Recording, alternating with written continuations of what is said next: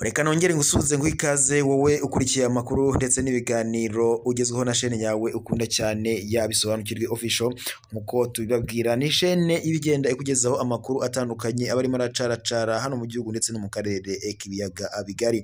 Wowe rero waba udukurikiye utarakanda subscribe cyangwa se abone mu gihe bitewe n'ururimi ukoresha, nagushishikariza gukandaho ukaba uwa mbere kujya umenya amakuru n'ibiganiro tukugezaho kuri shene yawe ariyo yacu ukunda cyane yabisobanukirwe official. Makuru yacu rero y'aka kanya tugiye kuyahera mu yariko mo n'ubundi aravugwa muri Repubulika Iharanira Demokarasi ya Kongo. Tubabwire ko igisirikare cya Kongo FARDC cyakomeje ibitero bikomeye ku nyeshyamba za M23.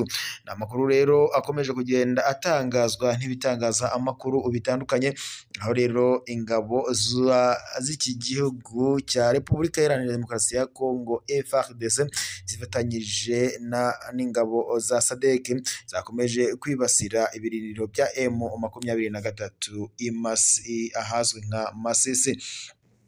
Namakuru rero avuga ko kuri uyu wa gatanu igisirikare cya Repubulika Iharanira Demokarasi ya Kongo gifatanyije n'ingabo za SADC bakomeje ibitero by'indege ku birindiro by'ingabo za M23 ahitwa Masisi.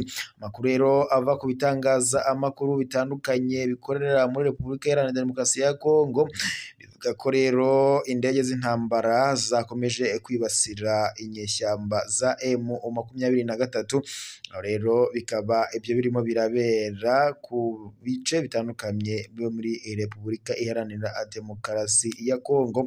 Aho rero bivuga ko indege z'intambara zateye ku birindiro by'inyeshyamba za M23 ahazwi nko muri Ifuma cyangwa se ahazwi nka Espoir muri teritwari ya Masisi, nk'uko bikomeza kugenda bitangazwa.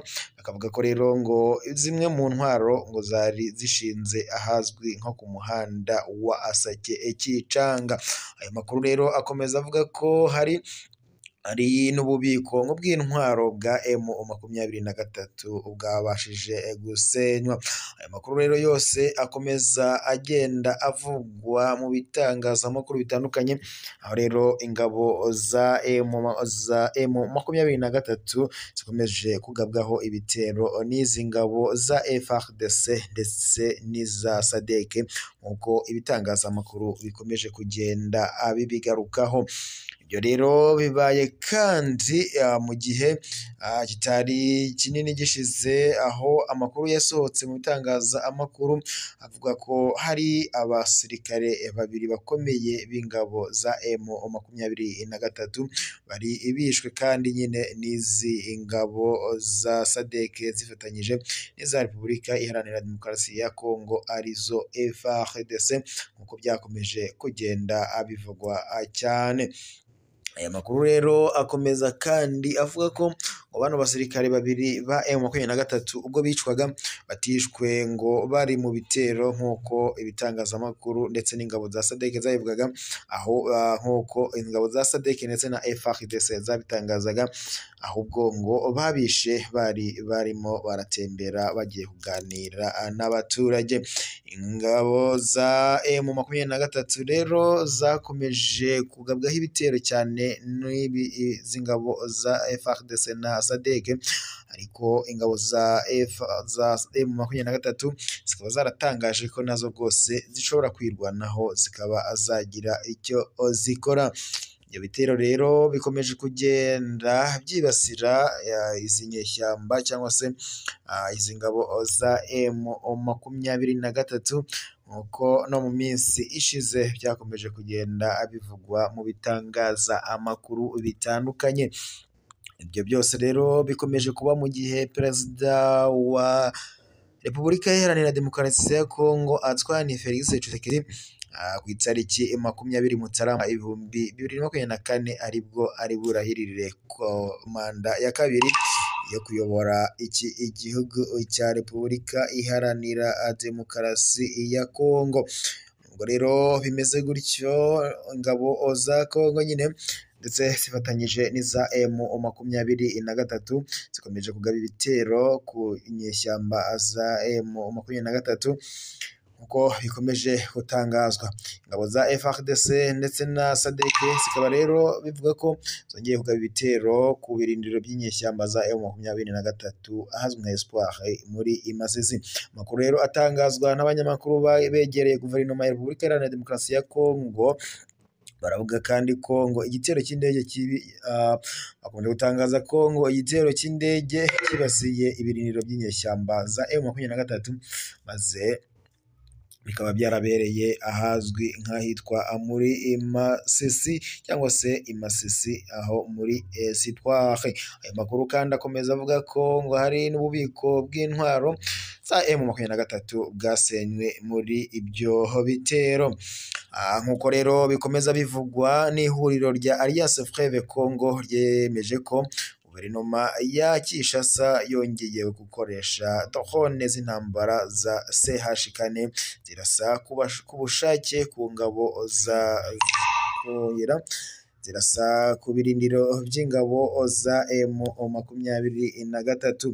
Iri huriro kandi ryongeye gushyira ahagaragara zisobanura ko ngo ubutumwa bwa leta ya Kongo bwakiriwe kandi ngo buzasubizwa vuba kandi kinyamwuga.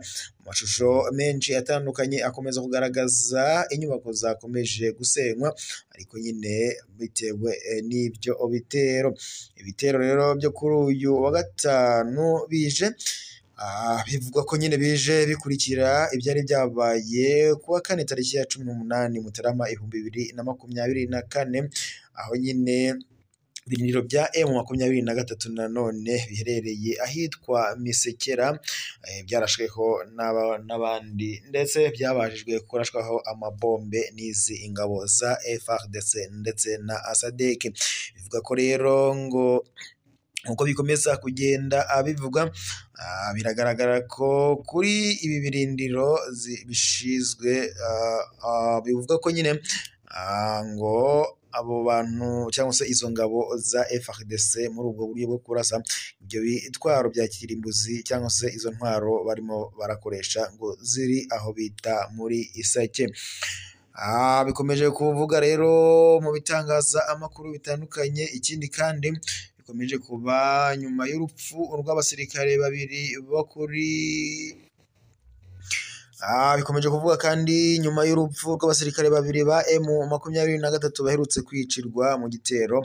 Umuvugizi wa M23 Majoro Wiringoma yise igitero cy'ubugwari kuko ngo ibi byose byabaye abagabo cyangwa se aba basirikare bakaba barapfuye mu buryo butumvikana kuko batari bari mu rugamba cyangwa se mu bitero, ahubwo bari bagiye kuganira n'abaturage.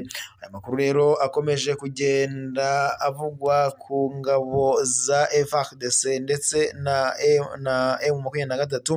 Ni igitero gikomeje kugenda kigaragaramo ubuzima bw'abantu bakomeje kugenda babura.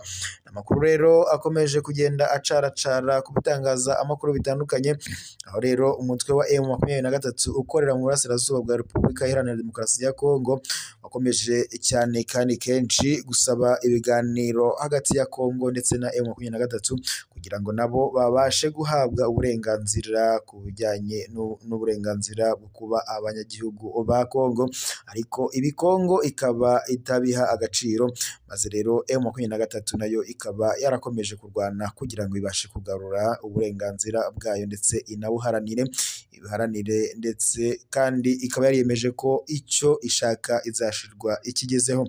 Aya makuru rero n'ayandi yose muyagezwaho na chaîne yanyu mukunda cyane ariyo Bisobanukirwe Official. M23 nk'uko yabitangaje nyine ko yagabweho igitero, ese SADC na FARDC bakaba bakomeje kugenda bayigabaho ibitero, aho rero ibirindiro byayo byamaze gukomeza biraswaho ndetse nabo bandi basirikare ba M23 babiri bavuga ko babashije kwicwa n'icyo gitero cya FARDC ndetse na SADC. amakuru rero n'ayandi yose mwari murimo muragezwaho na shene yanyu mukunda cyane yabisobanukirwe official, ikaba nk'uko tubibabwira ibagezaho amakuru aba arimo aragenda acaracara ku bitangaza amakuru bitandukanye ndetse n'ahandi hirya no hino ku isi, abadukurikira bari mu bihugu bitandukanye ku migabane itandukanye, mwese tubashimiye mu makuru n'ibiganiro byacu mu mwama amukurikiye umwanya wose ku wundi. Turabashimiye rero, amakuru yacu tuyasubikiye hano, mukomeze mugire ibihe byiza.